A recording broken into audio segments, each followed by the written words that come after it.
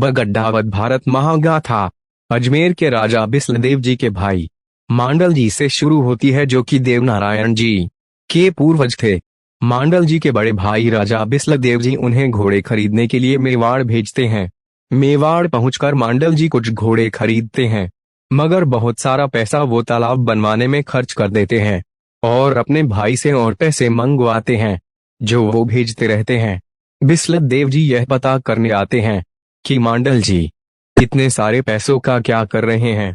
इस बात का पता जब मांडल जी को लगता है कि उनके बड़े भाई बिस्लदेव जी आ रहे हैं, तब वे जो तालाब बनाया था उसमें घोड़े सहित उतर जाते हैं और जल समाधि ले लेते हैं।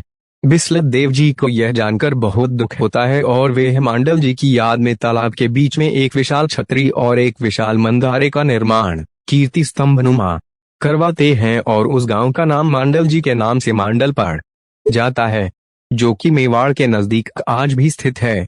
राजा बिस्लदेव के राज्य में एक बार एक शेर ने आतंक फैला रखा था। गांवों के छोटे छोटे बच्चों को वह रात को चुपचाप उठा कर ले जाता था। थक हार कर लोगों ने तय किया कि शेर का भोजन बनने के लिए हर घर का एक सदस्य बारी बारी से जाएगा। एक रात मांडल जी के पुत्र हरिराम जी, जिन्हें शिकार खेलने का बहुत शौक होता है, वहां से गुजरते हैं। रात बिताने के लिए वो एक बुढ़िया से उसके घर में रहने की अनुमति मांगते हैं और बुढ़िया उन्हें अनुमति दे देती है। रात को जब बुढ़िया अपने बेटे को भोजन खिला रही होती है तो हरिराम जी देखते हैं कि बुढ़िया अपने बेटे को बहुत प्यार से भोजन करा रही है और रोती भी जा रही है। हरिराम जी बुढ़िया से उसके रोने का कारण पूछते हैं। बुढ़िया उन्हें शेर के बारे में बताती हैं और कहती हैं कि मेरे दो बेटे थे, एक बेटा पहले ही शेर का भोजन बन चुका है और आज रात दूसरे बेटे की बारी है। यह सुनकर हरिराम जी बुढ़िया को कहते हैं कि माँ, मैं आज तेरे बेटे की जगह शेर का भोजन बनने के लिए चला जाता हूँ। जंगल में जाकर हरिराम जी आटे का एक पुतला बनाकर अपनी जगह रख देते हैं और खुद पास की झाड़ी में छुप जाते हैं। जब शेर आटे के पुतले पर हमला करता है तो हरिराम जी झाड़ी से बाहर आकर अपनी तलवार के एक ही वार से शेर की गर्दन अलग कर देते हैं।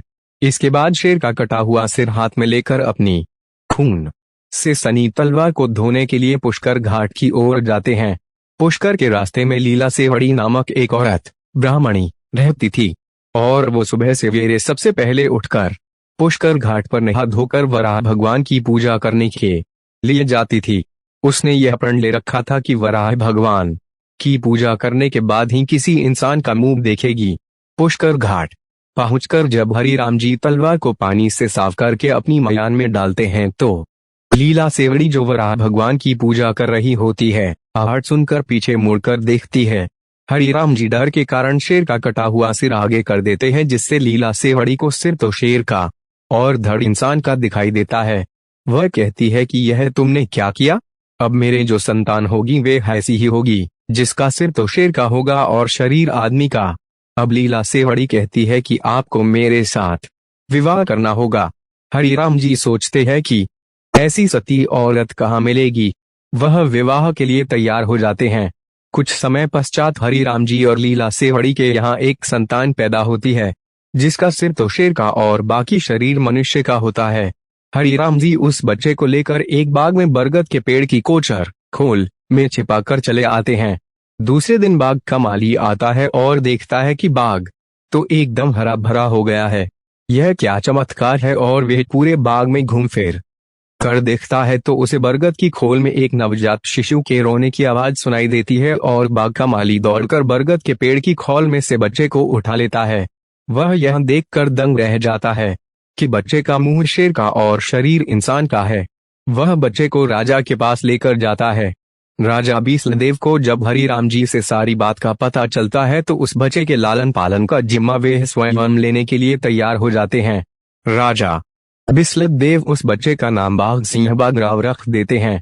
बाघ सिंह की देखरेख के लिए उस बाग में एक ब्राह्मण को नियुक्त कर देते हैं। बाघ सिंह उसी बाग में खेलते कूदते बड़े होते हैं। बगडावत भारत कथा 2।